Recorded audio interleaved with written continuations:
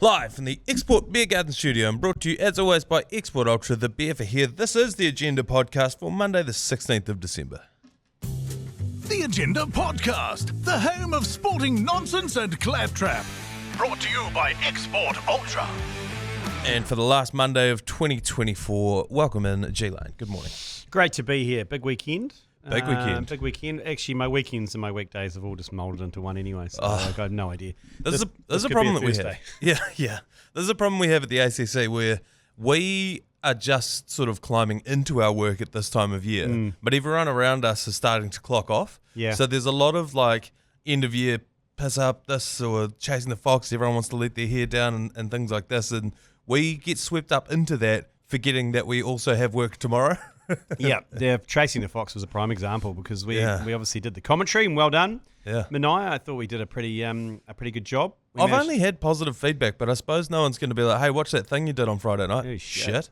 Well, people aren't afraid of saying that, to be honest. I'm sure if you go online, you can find it. Yeah. But we managed to get off most of our sayings. Yes. We got off MH370, the Hitler, controversially. Also the Bin Laden. The Danny DeVito. Stepsisters, the Princess Diana, the Grace Kellys. Old man pajamas. Yep. We got a lot of them off, actually. It was quite good. And then we had a lot more come through as well on Instagram because it went...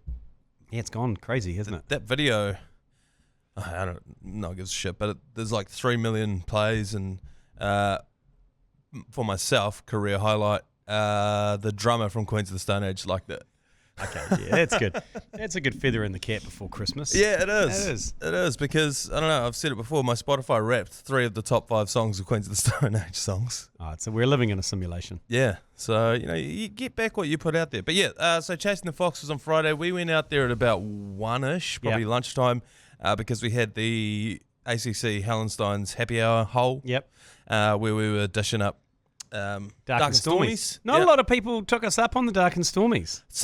There were 2 groups, 2 different types of people that were out there playing that. There were people who... This is the corporate day, eh? Yes. So before the big event, they unleash a bunch of corporates. Yeah. And so there were people there who... Actually, I'd say there's 3 groups. There were people who were happy to be playing on the flashiest course they've ever played on, which it was. So they weren't drinking. Then there were people who were taking themselves very seriously and wanted to score well. Yeah. And they weren't drinking. Then there were the others who were just like, this is me. Let's get on it. Yeah, totally. And it was kind of like a free cocktail. Yeah. Just get amongst it. It's on a Friday afternoon. None of you are going back to work. No. None of you are Ryan Fox. Yes. None of you are professional. Just get into it. Yeah. And actually, luckily, the one group that did climb into it, I think they all got Dark and Stormies. Fortune favours the brave. Got a hole in one. Yes, they did. Yeah. They did. That was wild. He got a hole in one in front of his dad as well, who was part of his team. It was magnificent. He came back to the bar and had a shot of rum. Yeah. And then went back. So that's what happens to good people. Good things happen to good people. The rest of you stiffies who were like, nah, can you turn the music down? Nah, go fuck yourself.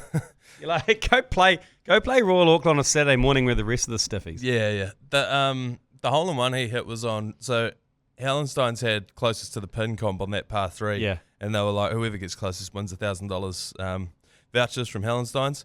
And he aced it. He was one of the earliest groups through. Yeah. And he was like, doesn't get much closer to the pin than that, does it? Yeah, where do you put the spike? In the hole? Yeah. He should have. Yeah. It would have been an ultimate power move.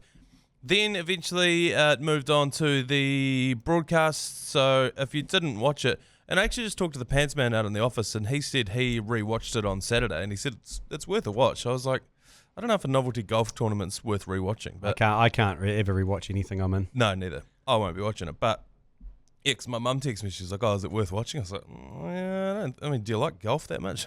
My mother-in-law gave me some positive feedback. And really? She's not the kind of person to just throw out compliments. She'd be quite happily tell me, "Oh shit," and embarrassing, and and she said she quite enjoyed it. Okay. Yeah. So, but she was very critical of the type of golf that was being played, because I think she tuned in just as a few shots were duffed into the crowd, and so I think she was a bit disappointed. She's a golfer though, right? She was a tad disappointed in the quality of golf. Well, this is the thing. So great leveler though. I think people wanted to see that. Yeah, no, 100%. But also, it's important to remember. So if you didn't watch it, We'll get into it shortly. Team Media won. They were 4 under. There were about 3 other teams tied on 3 under and 2 under. Now, they only played 6 holes, so that would indicate to you that they played some pretty decent golf. It was Ambrose. Yes. But that's still a pretty decent level of golf. Yeah. For whatever reason, because the Pants Man followed all the groups around, he said once they got to the 6th hole, they all just capitulated. There was some awful golf being played on that last hole. The Olympians especially, they were 3 under. I know they were 4 under coming into that hole. Yeah. And they bogeyed the final hole and went to 3 under. And that's when Team Media came through and birdied that last hole to get 4 under and win the whole thing. Yeah. Because the Olympians were a good, solid team. They were all single handicappers. They had Eric Murray, Simon Child, the hockey player, and big Tom Walsh. Yes. So when I saw them coming through the field, I was like, these guys have got this. And it's actually going to ruin the event a little bit because they're one of the first groups. Yes, and they were leading the whole way around. Yeah, they birdied the first 4 holes. Yeah. Then they parred, and then they bogeyed. I mean, but then, so once as they bogeyed, they dropped back to 3 under. All of a sudden, Team Media vaults up as they birdie their next hole to be tied at 3 under. They still had another 3 holes to go. And we were looking at the leaderboard like, is this a glitch? Yeah. Has something gone wrong here? I brought it up with Jerry on Hauraki Breakfast this morning that there's a lot of conspiracies flying around. And I'm not a big conspiracy theorist myself, but I've been bombarded with the fact that it's politicians and media in one team, and can they be trusted? Was some sort of deal come to in terms of scoring, in terms of gimmies? Then, of course, there's another conspiracy theory around whether Jeremy Wells was actually a 20 handicapper, and did he talk down his team to increase the odds at the TAB, and then he put money on himself. Yes. At $38. Yeah. He put $10 on. He said he should have put $100, but still $380. Yeah.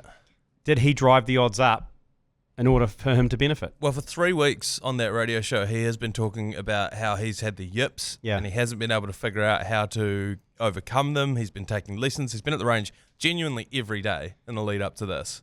And yeah, I think there's a bit of credence to the idea that he's pushed the odds out. But also, I think the bookies need to take a long, hard look at themselves, because I don't think they readjusted it after Bryce Casey pulled out. Yeah. And Mark Richardson came in. That's right. Because as Jeremy said, Mark Richardson came in with a 6 handicap, but that's a 6 who doesn't play. Yeah. He doesn't play every week. He plays when he's on tour with the commentary team. He says maybe a dozen times a year, which is not a lot for someone on a 6. No. So if he was playing weekly or even every couple of times a month, he'd get that down to a scratch. Yeah. He was very handy. He birdied the last hole by himself. Yes. Yeah. And under pressure, he stomped that into the wind, 140 metres, probably playing about 150, 160. Yeah. Plonked it straight next to the hole. Yeah, about 10 feet out, and then drained the putt by himself. It was a solo birdie. Yeah. And look, I think Jeremy said he's happy to ride on the coattails, because obviously he rode on the coattails of Rigger, and on the back of Jeremy's coattails was Mash, his producer, who was his caddy, who had absolutely nothing to do with anything. Was terrible advice. He said he was just talking to women on the course the whole time. Yep. Running on angles like a big Pythagoras. The angle grinder. The angle grinder. Just working the angles and grinding them down. So they took 3 of Jeremy's shots. Okay. A couple of chips and a flop shot. Well, there were no rules. It was just pure Ambrose. There was no, you have to use this guy's drive or anything like that. I hit up Ryan Fox on the toilet before the thing, and I was like, dude, we're commentating. What's the rules? Do you have to take drives? Can the next person take the shot if you take their drive? All that. He goes, no rules. It's like I said, we're purposely not complicating it. Off the stick, best ball, no rules. And I was like, wicked. He was gutted when he came around because I think he was 1 over when he came up to the 6th hole. And so he was he knew he'd lost it. And it was funny because Scotty was interviewing him as he was teeing off, and you could see he kept going, well, it's still a good thing for golf. Good thing for golf, but you're like, you poor bastard. Because he has to be on an absolute heater to win that. Well, he bogeyed the first hole. Yeah, he tried to drive that par 4 though, and it's across mangroves, and it's got bunkers all around it. It's a nuclear option. Off the first tee, he tried to attack the green, and then he said from there he was chasing because he already knew, because he went off last, and he had heard that other teams were 3 under. So from there, he was 1 over. He's like, well, I now need to birdie everything. So he's just attacking everything. And I think a couple of shots found bunkers or whatever. I think Taka Golf, he's the only one who hit the green on that first one. I think he Did he eagle that first one? Yes, he did. He eagled like that. And then he finished 3 over. Yeah, he blew out in the last hole, so he bogeyed that. But great. Yeah, it was a great day. It was a very interesting way of playing golf and broadcasting golf. And I think it would have confused a lot of PGA purists or golf fans. Yeah. Because they would have been like, what the fuck is this?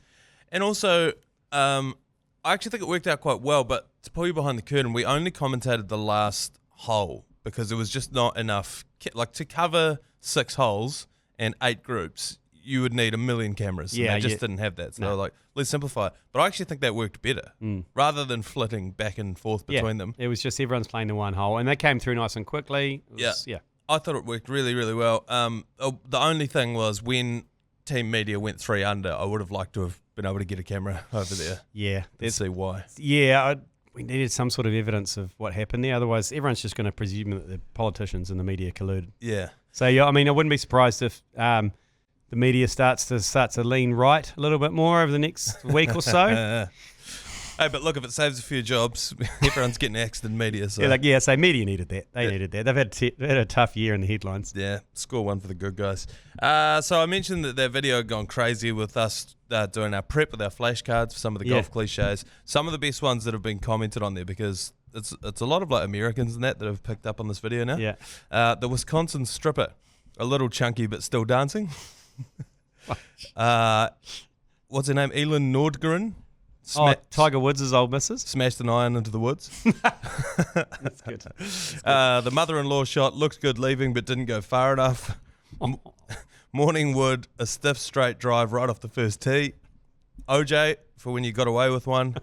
The Lance Armstrong lose a ball and start cheating. The Keith Richards, how is that thing still alive? And the Oscar Pistorius taking a shot without looking. There's about 600 or 700 in there now. Yeah, currently. Oh my god, that's a good top 10 of that of the golf cliches. Well, at least if they invite us back to do it next year, we've got some more here. Yeah, we're already prepped. We'll do it again today if we need to.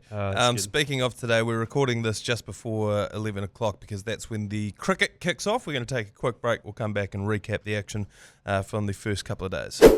So at Stumps on day 2, we are. In our second innings, New Zealand 347 and 136 for 3. England only scored 143. And when we were batting, as we batted out that whole first day, and then we came in to start the second day, and I feel like the vibe on the commentary was, if we can score 347, how much can England score? Because the reports were all saying, this is going to be an easy batting deck. I still don't really know what that means, but we went out there and skittled them. O'Rourke basically ripped through them. Then we brought Santner on, and who would have thought? Pretty good bowler. Yeah, 3 for 7. Off 3 overs. It was good to see them double tap the zombie because we didn't normally do that. We had them, I think, 80-something for 5, and it was like, here we go again. And Stokes and Ollie Pope were at the crease. They had a 50-run partnership, and it was like, here we go. And then Santner came on, bang, bang, took both those wickets. Yeah. And then we finished them off for 143, but you know what? It's a shame this isn't the first test. Yeah, it is. It's something, I know it's great. I love it. Black Cap Supporters Support Group. It's good for the going into Christmas that we can take this. We haven't won yet. Yeah. But it's a better performance, but it's just a shame that it had to be in a dead rubber. Yeah. Like how desperately hungover are the English team, potentially. Also, great amount of coverage for the camel. Oh my God, the camel. The camel. See, look, that's all you need to do. It's the simple things. Yeah. A bit of colour in the stadium. The camel has, people are getting photos with the camel. David Gower, dangerously confused about why the camel, I mean, if you look at the social media clip we put up, he goes, you play 107 tests for your nation, you take the most amount of wickets, and as a tribute, you bring in a camel? Well, but New Zealand cricket didn't even do that. We did that. We went and found that camel. They did the Tim Southee end, which I heard is only temporary. What was it named before that, and what are you reverting to? It's the pavilion end. And I'd have to say, no disrespect to Seddon Park, potentially the worst pavilion in New Zealand cricket grounds, built in the kind of late 80s, early 90s. It's terrible. It's totally impractical. So how many wickets has that pavilion taken? Correct. So just change it to the Tim Southee end, or the Tim Southee pavilion. Yeah. No, 100%. Well, they'll probably do it after the game. But Yeah, no, that camel's getting a lot of run. It's terrifying. It's being referred to as the junkie camel. Someone's saying it's the dragon camel. That used to be a dragon. They've just put a hump on it. Yeah. And the hump's got a toupee. What's that about? Why is the mane underneath the neck? And as my missus pointed out, camels do not have top teeth. So, well, Tim Southey does. So that's why we put it in there. But Tony Lyle was on commentary. Oh, not commentary. He was on MC duties. Yeah. He climbed on it and was reverse cowgirling it. Yeah. What a strong camel. I was like, I wouldn't be sitting on that, mate. But it's a little bit rainy today. So yes. I did put the call out to all of the stud farms around Matamata and Cambridge if they could loan us a horse cover or a horse jacket, whatever it is they have, that we could just throw over the camel.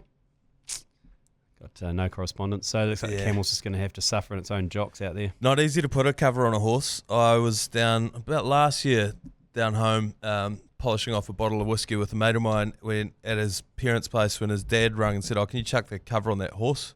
So cut to us at 1 o'clock, blind drunk, 1 a.m, under the moonlight, trying to put a cover on this horse, and it's bucking around. Whoa! Oi! Never got the cover on the horse. What? Does it need a cover on the horse at this time of year? I don't know. Oh, this was down in Waimea. It's still pretty cold down there around this time of year. And I think it was running that weekend or something. I don't know. Anyway, we never got the cover on that bloody horse, and we polished all of John's bloody. How'd it go in the race? Don't know. Don't know. Got put down. I don't remember. It didn't get much older than that. So we have a lead of 340 runs. Yeah. Set him 500, not 150 today. Yeah, so this is day 3. It's going to rain for most of the day. It's going to morning, I think. Most of the morning, then potentially stop.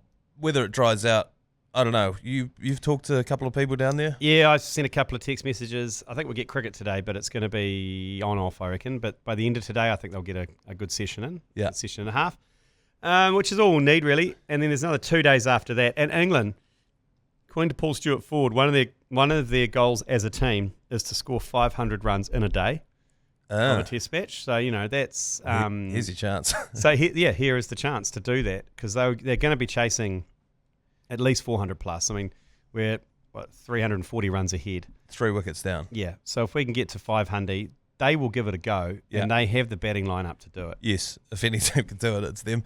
I was saying this on the commentary yesterday.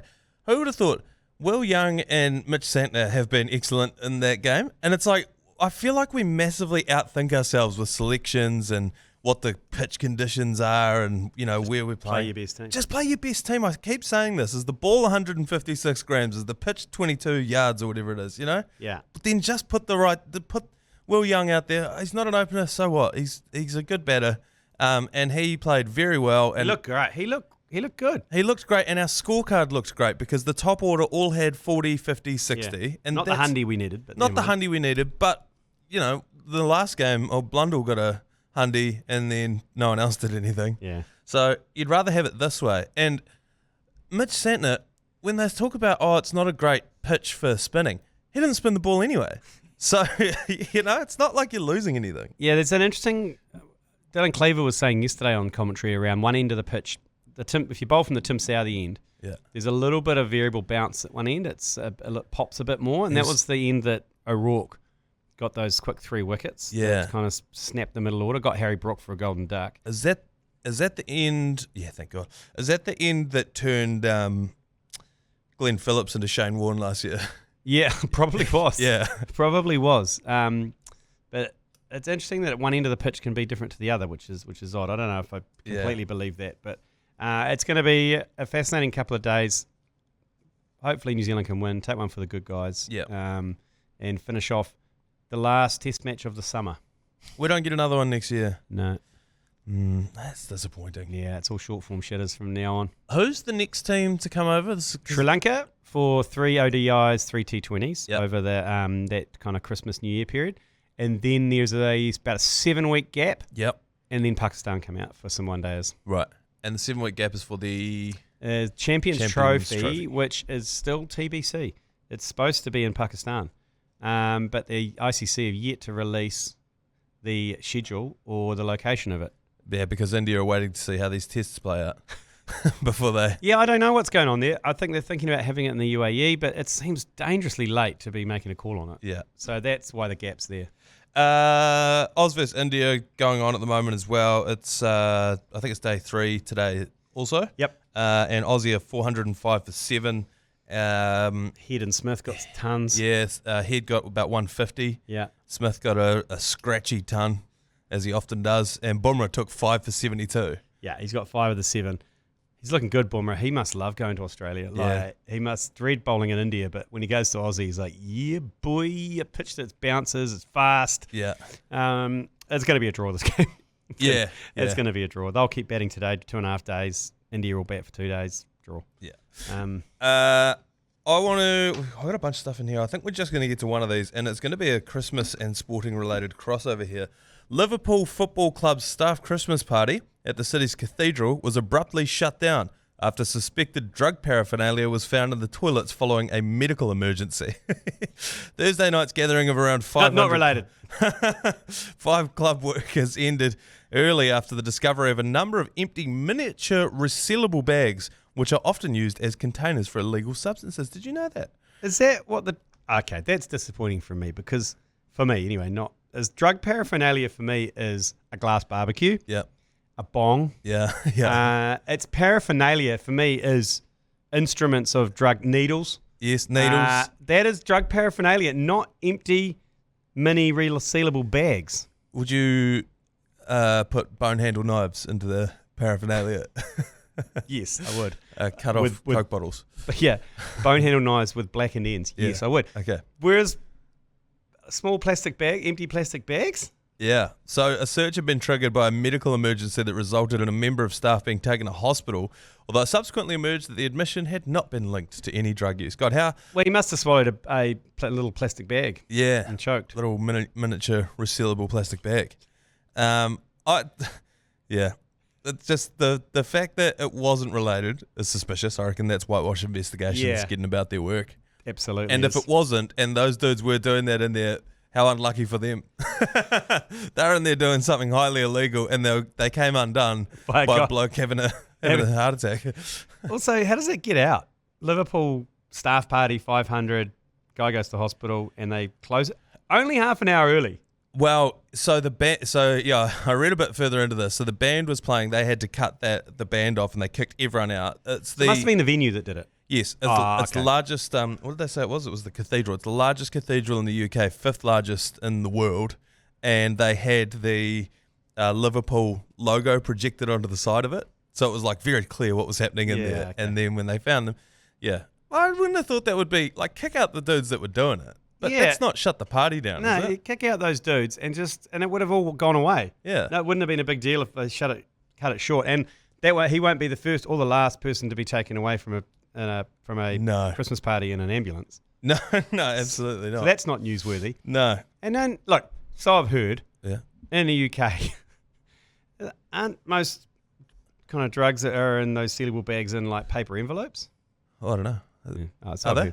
I just heard. The Dalai Lama, have you seen this story? No. So yes, I have. I've seen a picture of him. One of our MPs went over there. Helen White, she's a Labour MP. She went over to meet His Holiness the Dalai Lama. She travelled to Dharamshala to commemorate the 35th anniversary of his Nobel Peace Prize win, and as a present, she took him a Warriors jersey. Is she trolling him? I don't know. Is she trolling? You can't. That's like. What's he supposed to do with that? Yeah, he's not going to run it straight, is he? No, he's definitely not going to run it straight. I always wonder this when, like, a famous person comes to New Zealand and every interview they do, someone gives them something. It's like, what are you supposed to do with that? There's nothing more annoying than getting given something while you're living out of a suitcase. Well, back in the day with the royal families, they used to give them some weird shit. They used to be given elephants from African nations. Yeah. And they had to do something, and it's impolite not to accept. Remember were we talking about this on the podcast? Someone gave him, like, Prince Charles like 20 live turtles or something like that. Yeah. And I mean, back in the day, they gave them preserved Māori heads. Yeah. Remember? As gifts. Like, look what I brought back from New Zealand. Look at a native's head. Got old mate's head. Got head. Oh, sweet. Put that in the kitchen. Yeah. Another story that we saw last week, and I thought it was weird. It's one of these ones where it's like, I thought we already knew this and we had discussed this, but I started receiving all these messages saying, have you seen that they've confirmed PNG as the 18th NRL team? And I was like, yeah, we've been talking about this on the podcast. This is why the Alternative Commentary Collective is pro-Trump, because it was Biden that helped negotiate that deal. Yeah, Sleepy Joe. Yeah, with Volandis, who said, well, they were trying to keep China out of the Pacific, and China were trying to get their hands into PNG. And Papua New Guinea said to Aussie, look, we'll either sign a deal with you and the Yanks or the Chinese. But if it's going to be with you, we want an NRL team. And so Sleepy Joe negotiated for the 18th NRL team, not to be in Christchurch, not to be in New Zealand, but to be in Papua New Guinea. Yeah, because they've got 300 million from the government for this team. I think it's more. I think it's like 600, yeah. It's so, a lot of money. And they're building their own compound for the players to live in. It's tax-free for the players as well. Yeah. But still... Yeah, my question for you is, if Auckland can't get Australian players to come over here, what chance does Port Moresby have? If you're a young player that's struggling to crack the NRL, would you go to Port Moresby? Oh, imagine touring there, though. Oh, we've got Port Moresby this week. Fuck. Yeah. Well, how far is that from Auckland? Like, that would be a brutal flight. It's not too far from the top of... It's not too far from, like, Cairns and stuff. I suppose it's no further than Townsville, yeah. Yeah. But it is interesting, and everyone's up in arms, but we all know it's obviously a political decision. It's a political football. Yeah, it is literally a political football. And maybe we need to get into bed with China then. Maybe Christchurch need to get into bed with China. Just cede sovereignty from the government, get in bed with China, and then when everyone goes, no, you can't do that, we'll say, well, give us an NRL team then. Yeah, hold it over them. I don't mind that. It's a good little angle. Look, China's going to come over here and frack the entire South Island if you guys don't give us another NRL team. Yeah, correct. All of a sudden, the NRL's got 100 teams in it. China just going around. Yeah, Samoa, Tonga. The Aussies are like, yeah, how much do you want? 600 mil? Fuck, right. Okay. Yeah. Hey, Volandis, can you do a 30-team comp? Okay, sweet. It's either that or World War III, unfortunately. It's on you, Volandis. Just finally, LeBron James has taken a leave of absence from the Lakers citing personal reasons. Ooh. Now, this comes as Jay-Z's been under investigation around sort of Diddy-related charges. Oh, is this Diddy-mo? It could be Diddy-mo. He also, so he's very good friends with Jay-Z. LeBron James is. He's also talked about how there ain't no party like a Diddy party, and he's been to somewhere in the neighborhood of a dozen Diddy parties. I knew Diddy-mo would get a lot of people. Yeah. Diddy-mo's up there with that other sex pest who killed himself in the jail cell. Epstein. Yeah. It's once you scratch the surface. Yeah. Because obviously he has hosted these parties everyone in Hollywood went to. Yes. Is Ashton Kutcher's one of him swinging from a rope into a pool and stuff? Yeah. Everyone's at them, and now all these stories are coming out about the bloody baby oil and the this and the that and the freak-offs and all this sort of stuff. And now all of a sudden LeBron James takes a personal leave from the Lakers. Mid-season. I've got my tinfoil hat on. It's either that or he is, I think more likely what's happening is he's saying to the team, trade me or trade someone else, but we can't keep, like, we're not going to win if we keep going like this. Yeah, right. I think he's just picked a real bad time to do it. Where people again start to get suspicious. He would have been like, yeah, because Colby Covington, who fought in the UFC over the weekend, he used his press conference. He goes up there for this UFC press conference and sits down and goes, hey, what's going on with LeBron James? Everyone's like, what?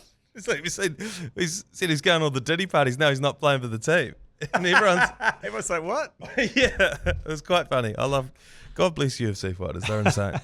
But yeah, I think suspicious timing, tinfoil hat stuff. All right, let's take a quick break. We got 2 yours pleases to get to. Yours please. Brought to you by Leader, home of the lasagna topper. Not a lot of them to get to because we use the yours please across the commentary. So, you know, they're getting played out every hour or so. But there were a couple that I wanted to get to. First call, yours please. Dream NZ Sporting Blunt Rotation. Manu Vatuvai. He'd bring that little something special. Israel Adesanya, he'd bring the good shit and some good yarns and some laughs. And fuck, why not like Richie McCaw or fuck Graham Henry or something along those lines? Just classic old geezers having fucking getting whacked out their face, you know? You know what I'm saying? How did it start? Sorry, what was this? The Dream Blunt rotation we talked about last week. Yeah, okay. And so he had Manu Vatuvai, Israel Adesanya, and then someone like either Richie McCaw or Ted. You'd want Ted. Ted would have good yarns. Yeah, because Ted kind of spans a few more generations, doesn't he? And he can spin a good yarn too. I've heard a few of them. Yeah, but so you've got some good prison stories. You've got some good fighting stories. Yep. And you've got some good war stories from... Oh, yeah, I don't mind that. I don't think you'd want Richie in there.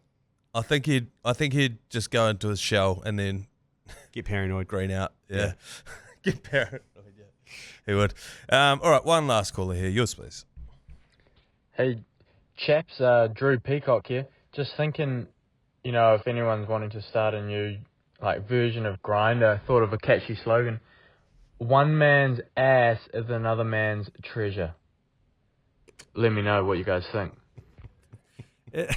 I mean, look, it's not succinct enough for an app, but yeah, it's a bit too long. It's a bit too long. That's more like a tagline for Grindr. It could just be one ass. One man's ass is another man's treasure. That is. Well, yesterday on the commentary, we were discussing the fact. Did you know this? I didn't know this. That some people are born with more than one butthole. Oh. Yeah. I knew cattle have that sometimes. So yeah, people, and one guy said he had 3 buttholes. What? Yeah. I mean, look. No. Well, Cleveland knew someone with 2 buttholes. So, but the 3 buttholes, I was starting to get a bit suspicious. Yeah. That's sort of, you're just one-upping them at that point. So, I got 4 buttholes. I got 9. my whole body's covered in riddled in buttholes. Did they both work? Were they both operational? No. So that's my question was, did you go from both? And it's like, no, you just went from one. But then my question was, well, is it really a butthole if there's nothing coming out of it? What makes a butthole? Yeah. Much to think about. It's a hole in your butt, so technically... Yeah, right.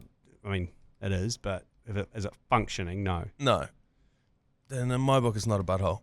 I don't know what it is. Yeah, but it shocked me to my core. I've heard a lot of shocking things in my life, but I never knew that.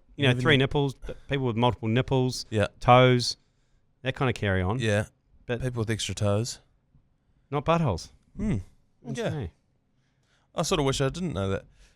All right, let's knock this thing on the head. Enjoy the coverage. We are going to be on for a little bit at the start of the day, but I expect there's going to be a lot of rain delays. Yep. So just keep checking in. Yep. Keep checking in throughout the day. And we'll see you then. Otherwise, we'll be back tomorrow for another episode of the Agenda Podcast. You've been listening to the ACC's Agenda Podcast, brought to you by Export Ultra. For more episodes, like and follow on iHeartradio or wherever you get your podcasts.